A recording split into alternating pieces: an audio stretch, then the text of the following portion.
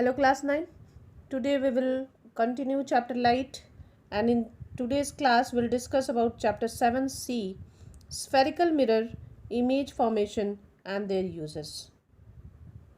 Spherical mirror is formed by cutting out a piece of sphere and silvering either the inside or the outside surface. Spherical mirrors. A spherical mirror is made by silvering a part of hollow glassware. Thus, a reflecting surface, which is a part of a sphere, is called a spherical mirror. Depending on whether the inner and outer surface of, suppose this is a sphere, and depending upon the inner and the outer surface of the sphere is silvered, spherical mirror is of two types, convex mirror and concave mirror. In this convex mirror, this outer surface is the reflecting surface and the inner surface is the silvered surface. So a ray of incident will come and strike from this side and reflect back. Now in this case of concave mirror, so this inner surface is the reflecting surface and the outer surface is the silvered surface. So here the ray of incident ray will come and strike this surface and reflect back again from this side. So types of spherical mirror, there are two types of spherical mirror, concave mirror and convex mirror. Concave mirror, if a hollow sphere is cut into parts and the outer surface of the cut part is painted, then it becomes a mirror with its inner surface as the reflecting surface. This type of mirror is known as concave mirror. This inner surface is the reflecting surface where the incident light will go, strike the mirror and reflect back. A concave mirror is made by silvering the outer or the bulging surface. So this is the diagram of concave mirror. A convex mirror is made by silvering the inner surface of the piece of a hollow sphere such that the reflection takes place from the outer surface. This is the reflecting surface and this side, the inner side, is the silvered surface. A convex mirror or diverging mirror is a curved mirror in which the reflecting surface towards the light source. Convex mirror reflects the light outwards and it diverges the ray. Suppose the incident ray is coming and striking this surface and it diverges after striking the mirror, and that's why it is also called diverging mirror. Terms related to a spherical mirror. Center of curvature, the first term. Center of curvature is denoted with C. It is the center of the mirror and it is the center of the sphere of which the mirror is the part. Okay, suppose this is the mirror from here to here, A to B. So this C is the center of the sphere of which the mirror is the part. In other words, a line joining any point on the surface of the mirror to the center of curvature C will be normal to the surface of the mirror at that point. Either in case of concave or convex mirror, it is the center of the sphere of which the mirror is the part. Now next is radius of curvature. Radius of curvature is the radius of spherical mirror of which the mirror is the part. Similarly here also, from this center to this point, this is the radius of this sphere of which the mirror is the part. So this is the radius of curvature. It is denoted with capital R.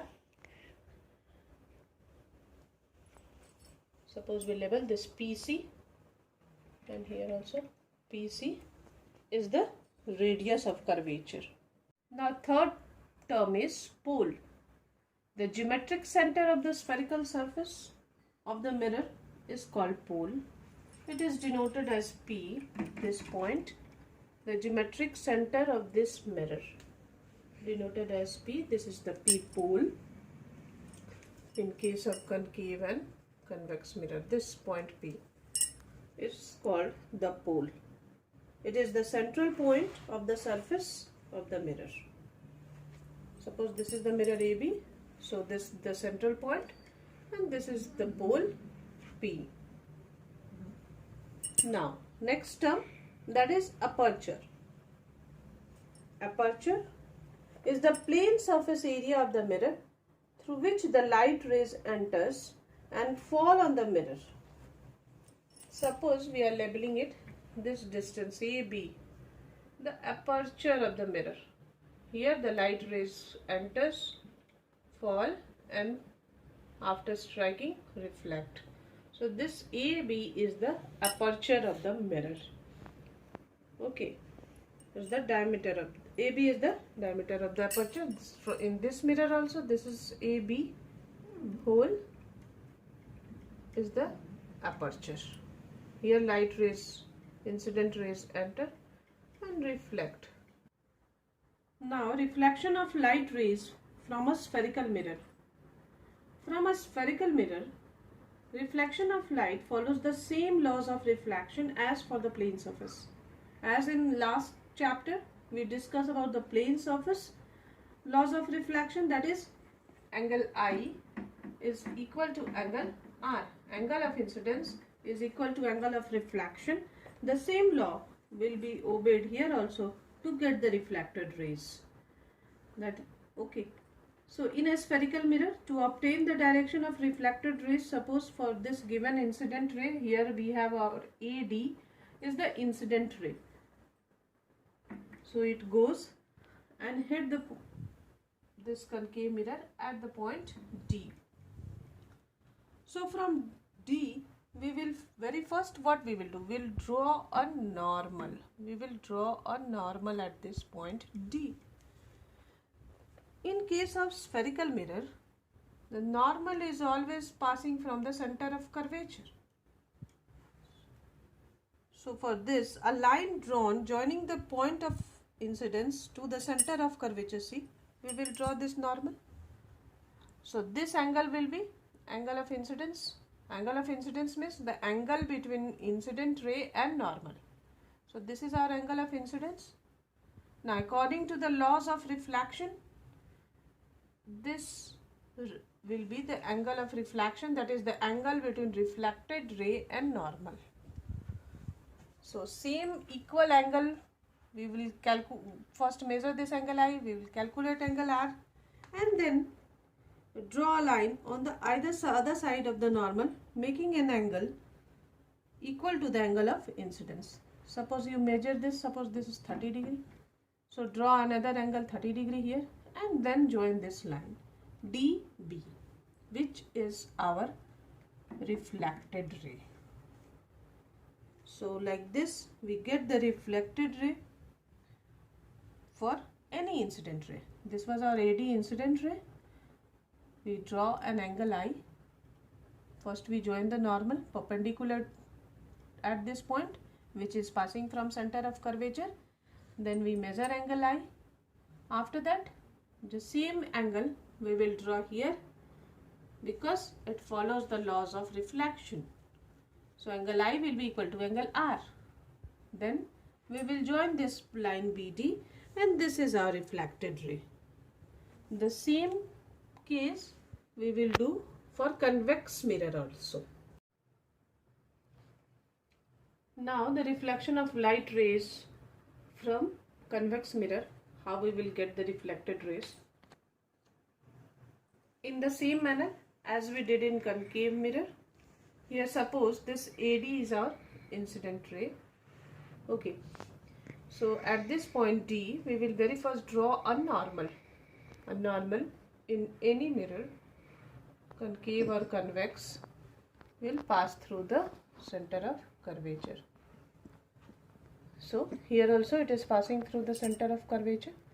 So this angle, the angle between the normal and the incident ray is angle I, angle of incidence.